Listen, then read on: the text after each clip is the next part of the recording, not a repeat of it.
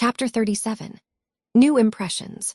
At 3 o'clock in the afternoon, all the fashionable world at Nice may be seen on the Promenade des Anglais, a charming place, for the wide walk, bordered with palms, flowers, and tropical shrubs, is bounded on one side by the sea, on the other by the Grand Drive, lined with hotels and villas, while beyond lie orange orchards and the hills. Many nations are represented, many languages spoken, many costumes worn, and on a sunny day the spectacle is as gay and brilliant as a carnival. Haughty English, lively French, sober Germans, handsome Spaniards, ugly Russians, meek Jews, friandise Americans all drive, sit, or saunter here, chatting over the news and criticizing the latest celebrity who has arrived, Ristori or Dickens, Victor Emmanuel or the Queen of the Sandwich Islands. The equipages are as varied as the company and attract as much attention, especially the low basket barouches in which ladies drive themselves, with a pair of dashing ponies, gay nets to keep their voluminous flounces from overflowing the diminutive vehicles, and little grooms on the perch behind. Along this walk, on Christmas Day, a tall young man walked slowly, with his hands behind him, and a somewhat absent expression of countenance. He looked like an Italian, was dressed like an Englishman, and had the independent air of an American, a combination which caused sundry pairs of feminine eyes to look approvingly after him, and sundry dandies in black velvet suits, with rose-colored neckties, buff gloves, and orange flowers in their buttonholes, to shrug their shoulders, and then envy him his inches. There were plenty of pretty faces to admire, but the young man took little notice of them, except to glance now and then at some blonde girl in blue. Presently he strolled out of the promenade and stood a moment at the crossing, as if undecided whether to go and listen to the band in the Jardin Public, or to wander along the beach toward Castle Hill. The quick trot of ponies' feet made him look up, as one of the little carriages, containing a single young lady, came rapidly down the street. The lady was young, blonde, and dressed in blue. He stared a minute, then his whole face woke up, and waving his hat like a boy, he hurried forward to meet her. "Oh, Laurie, is it really you? I thought you'd never come," cried Amy, dropping the reins and holding out both hands to the great scandalization of a French mamma, who hastened her daughter's steps, lest she should be demoralized by beholding the free manners of these mad English. "I was detained by the way, but I promised to spend Christmas with you, and here I am." "How is your grandfather? When did you come? Where are you staying?" "Very well, last night at the Chauvin. I called at your hotel, but you were out. I have so much to say, I don't know where to begin. Get in and we can talk at our ease. I was going for a drive and longing for company. Flo's saving up for tonight." "What happens then, a ball?" "A Christmas party at our hotel. There are many Americans there, and they give it in honor of the day. You'll go with us, of course. Aunt will be charmed." "Thank you." "Where now?" asked Laurie, leaning back and folding his arms, a proceeding which suited Amy, who preferred to drive, for her parasol whip and blue reins over the white ponies' backs afforded her infinite satisfaction. "I'm going to the banker's first for letters, and then to Castle Hill. The view is so lovely, and I like to feed the peacocks. Have you ever been there?" "Often, years ago, but I don't mind having a look at it." "Now tell me all about yourself." "The last I heard of you, your grandfather wrote that he expected you from Berlin." "Yes, I spent a month there and then joined him in Paris, where he has settled for the winter. He has friends there and finds plenty to amuse him, so I go and come, and we get on capitally." "That's a sociable arrangement," said Amy, missing something in Laurie's manner, though she couldn't tell what. "Why, you see, he hates to travel, and I hate to keep still, so we each suit ourselves, and there is no trouble. I am often with him, and he enjoys my adventures, while I like to feel that someone is glad to see me when I get back from my wanderings. Dirty old hole, isn't it?"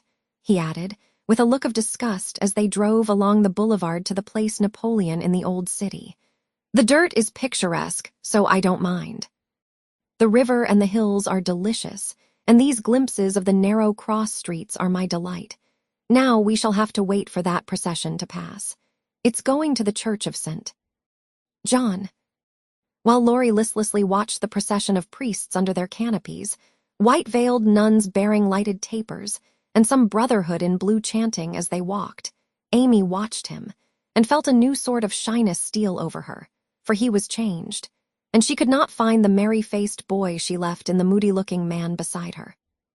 He was handsomer than ever and greatly improved, she thought, but now that the flush of pleasure at meeting her was over, he looked tired and spiritless. Not sick, nor exactly unhappy, but older and graver than a year or two of prosperous life should have made him. She couldn't understand it, and did not venture to ask questions, so she shook her head and touched up her ponies, as the procession wound away across the arches of the Paglioni Bridge and vanished in the church. "Que pensez-vous?" she said, airing her French, which had improved in quantity if not in quality since she came abroad. "That mademoiselle has made good use of her time, and the result is charming," replied Laurie, bowing with his hand on his heart and an admiring look. She blushed with pleasure, but somehow the compliment did not satisfy her like the blunt praises he used to give her at home, when he promenaded round her on festival occasions, and told her she was altogether jolly, with a hearty smile and an approving pat on the head. She didn't like the new tone, for though not blasé, it sounded indifferent in spite of the look. "If that's the way he's going to grow up, I wish he'd stay a boy," she thought, with a curious sense of disappointment and discomfort, trying meantime to seem quite easy and gay. At Avigdor's she found the precious home letters, and giving the reins to Laurie, read them luxuriously as they wound up the shady road between green hedges, where tea roses bloomed as freshly as in June. "Bate is very poorly, Mother says. I often think I ought to go home, but they all say stay. So I do, for I shall never have another chance like this," said Amy, looking sober over one page. "I think you are right there. You could do nothing at home, and it is a great comfort to them to know that you are well and happy, and enjoying so much, my dear." He drew a little nearer, and looked more like his old self as he said that, and the fear that sometimes weighed on Amy's heart was lightened, for the look, the act, the brotherly "my dear," seemed to assure her that if any trouble did come, she would not be alone in a strange land. Presently she laughed and showed him a small sketch of Jo in her scribbling suit, with the bow rampantly erect upon her cap, and issuing from her mouth the words, "Genius burns." Laurie smiled, took it, put it in his vest pocket to keep it from blowing away, and listened with interest to the lively letter Amy read him.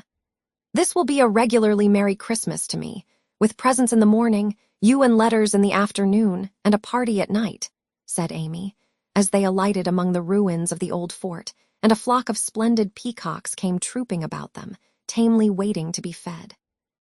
While Amy stood laughing on the bank above him as she scattered crumbs to the brilliant birds, Laurie looked at her as she had looked at him, with a natural curiosity to see what changes time and absence had wrought. He found nothing to perplex or disappoint, much to admire and approve, for overlooking a few little affectations of speech and manner, she was as sprightly and graceful as ever, with the addition of that indescribable something in dress and bearing which we call elegance. Always mature for her age, she had gained a certain aplomb in both carriage and conversation, which made her seem more of a woman of the world than she was, but her old petulance now and then showed itself, her strong will still held its own, and her native frankness was unspoiled by foreign polish.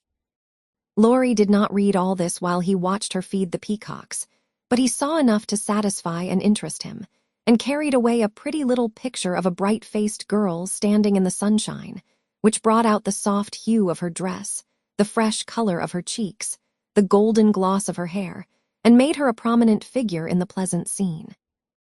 As they came up onto the stone plateau that crowns the hill, Amy waved her hand as if welcoming him to her favorite haunt, and said, pointing here and there, "Do you remember the cathedral and the Corso, the fishermen dragging their nets in the bay, and the lovely road to Villafranca, Schubert's tower, just below, and best of all, that speck far out to sea which they say is Corsica?" "I remember." "It's not much changed," he answered without enthusiasm. "What Jo would give for a sight of that famous speck," said Amy, feeling in good spirits and anxious to see him so also. "Yes," was all he said, but he turned and strained his eyes to see the island which a greater usurper than even Napoleon now made interesting in his sight. "Take a good look at it for her sake, and then come and tell me what you have been doing with yourself all this while," said Amy, seating herself, ready for a good talk. But she did not get it, for though he joined her and answered all her questions freely, she could only learn that he had roved about the continent and been to Greece. So after idling away an hour, they drove home again, and having paid his respects to Mrs. Carroll, Laurie left them, promising to return in the evening. It must be recorded of Amy that she deliberately prinked that night. Time and absence had done its work on both the young people. She had seen her old friend in a new light, not as our boy, but as a handsome and agreeable man, and she was conscious of a very natural desire to find favor in his sight. Amy knew her good points, and made the most of them with the taste and skill which is a fortune to a poor and pretty woman. Tarleton and tulle were cheap at Nice, so she enveloped herself in them on such occasions, and following the sensible English fashion of simple dress for young girls, got up charming little toilettes with fresh flowers, a few trinkets, and all manner of dainty devices, which were both inexpensive and effective. It must be confessed that the artist sometimes got possession of the woman, and indulged in antique coiffures, statuesque attitudes, and classic draperies. But, dear heart, we all have our little weaknesses, and find it easy to pardon such in the young, who satisfy our eyes with their comeliness, and keep our hearts merry with their artless vanities. "I do want him to think I look well, and tell them so at home," said Amy to herself, as she put on Flo's old white silk ball dress, and covered it with a cloud of fresh illusion, out of which her white shoulders and golden head emerged with a most artistic effect. Her hair she had the sense to let alone, after gathering up the thick waves and curls into a Hebe-like knot at the back of her head. "It's not the fashion, but it's becoming, and I can't afford to make a fright of myself," she used to say, when advised to frizzle, puff, or braid, as the latest style commanded. Having no ornaments fine enough for this important occasion, Amy looped her fleecy skirts with rosy clusters of azalea, and framed the white shoulders in delicate green vines. Remembering the painted boots, she surveyed her white satin slippers with girlish satisfaction, and chassied down the room, admiring her aristocratic feet all by herself. "My new fan just matches my flowers, my gloves fit to a charm, and the real lace on Aunt's mouquire gives an air to my whole dress. If I only had a classical nose and mouth, I should be perfectly happy," she said, surveying herself with a critical eye and a candle in each hand. In spite of this affliction, she looked unusually gay and graceful as she glided away. She seldom ran. It did not suit her style, she thought. For being tall, the stately and Juno-esque was more appropriate than the sportive or piquante. She walked up and down the long saloon while waiting for Laurie, and once arranged herself under the chandelier, which had a good effect upon her hair. Then she thought better of it, and went away to the other end of the room, as if ashamed of the girlish desire to have the first view a propitious one. It so happened that she could not have done a better thing, for Laurie came in so quietly she did not hear him, and as she stood at the distant window, with her head half turned and one hand gathering up her dress, the slender, white figure against the red curtains was as effective as a well-placed statue. "Good evening, Diana," said Laurie, with the look of satisfaction she liked to see in his eyes when they rested on her. "Good evening, Apollo," she answered, smiling back at him, for he too looked unusually debonair, and the thought of entering the ballroom on the arm of such a personable man caused Amy to pity the foreplain Mrs. Davis from the bottom of her heart. "Here are your flowers. I arranged them myself, remembering that you didn't like what Hannah calls a sot bouquet," said Laurie, handing her a delicate nosegay, in a holder that she had long coveted as she daily passed it in Cardiglia's window. "How kind you are," she exclaimed gratefully. "If I'd known you were coming, I'd have had something ready for you today, though not as pretty as this, I'm afraid." "Thank you. It isn't what it should be, but you have improved it," he added, as she snapped the silver bracelet on her wrist. "Please don't. I thought you liked that sort of thing." "Not from you. It doesn't sound natural, and I like your old bluntness better." "I'm glad of it," he answered, with a look of relief, then buttoned her gloves for her and asked if his tie was straight, just as he used to do when they went to parties together at home. The company assembled in the long salle a manger that evening was such as one sees nowhere but on the continent. The hospitable Americans had invited every acquaintance they had in Nice, and having no prejudice against titles, secured a few to add luster to their Christmas ball. A Russian prince condescended to sit in a corner for an hour and talk with a massive lady, dressed like Hamlet's mother in black velvet with a pearl bridle under her chin. A Polish count, aged 18, devoted himself to the ladies, who pronounced him a fascinating dear, and a German serene something, having come to supper alone, roamed vaguely about, seeking what he might devour. Baron Rothschild's private secretary, a large-nosed Jew in tight boots, affably beamed upon the world, as if his master's name crowned him with a golden halo. A stout Frenchman, who knew the emperor, came to indulge his mania for dancing, and Lady de Jones, a British matron, adorned the scene with her little family of 8. Of course, there were many light-footed, shrill-voiced American girls, handsome, lifeless-looking English ditto, and a few plain but piquante French demoiselles, likewise the usual set of traveling young gentlemen who disported themselves gaily, while mammas of all nations lined the walls and smiled upon them benignly when they danced with their daughters. Any young girl can imagine Amy's state of mind when she took the stage that night, leaning on Laurie's arm. She knew she looked well, she loved to dance, she felt that her foot was on her native heath in a ballroom, and enjoyed the delightful sense of power which comes when young girls first discover the new and lovely kingdom they are born to rule by virtue of beauty, youth, and womanhood. She did pity the Davis girls, who were awkward, plain, and destitute of escort, except a grim papa and 3 grimmer maiden aunts, and she bowed to them in her friendliest manner as she passed, which was good of her, as it permitted them to see her dress, and burn with curiosity to know who her distinguished-looking friend might be. With the first burst of the band, Amy's color rose, her eyes began to sparkle, and her feet to tap the floor impatiently, for she danced well and wanted Laurie to know it. Therefore the shock she received can better be imagined than described, when he said in a perfectly tranquil tone, "Do you care to dance?" "One usually does at a ball."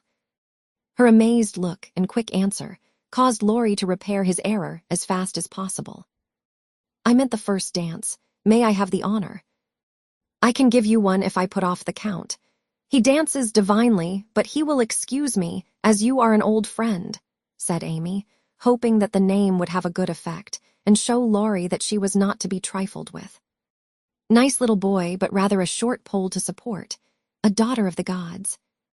Divinely tall, and most divinely fair, was all the satisfaction she got, however. The set in which they found themselves was composed of English, and Amy was compelled to walk decorously through a cotillion, feeling all the while as if she could dance the tarantella with relish. Laurie resigned her to the nice little boy, and went to do his duty to Flo, without securing Amy for the joys to come, which reprehensible want of forethought was properly punished, for she immediately engaged herself till supper, meaning to relent if he then gave any signs penitence. She showed him her ball book with demure satisfaction when he strolled instead of rushed up to claim her for the next, a glorious polka redowa. But his polite regrets didn't impose upon her, and when she galloped away with the Count, she saw Laurie sit down by her aunt with an actual expression of relief.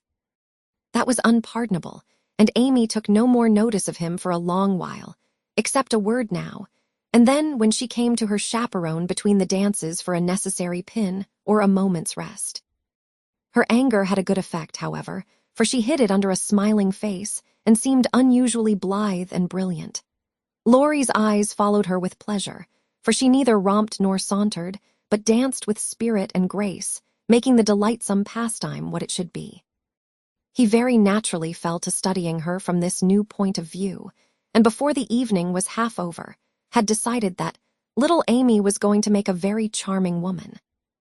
It was a lively scene, for soon the spirit of the social season took possession of everyone, and Christmas merriment made all faces shine, hearts happy, and heels light.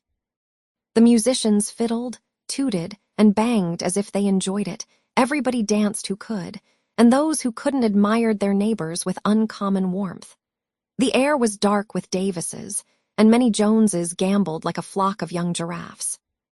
The golden secretary darted through the room like a meteor with a dashing Frenchwoman who carpeted the floor with her pink satin train.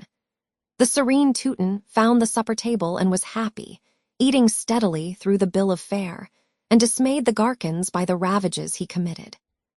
But the emperor's friend covered himself with glory, for he danced everything, whether he knew it or not, and introduced impromptu pirouettes when the figures bewildered him.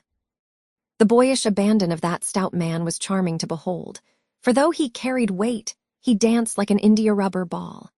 He ran, he flew, he pranced, his face glowed, his bald head shone, his coat-tails waved wildly, his pumps actually twinkled in the air, and when the music stopped, he wiped the drops from his brow and beamed upon his fellow men like a French Pickwick without glasses.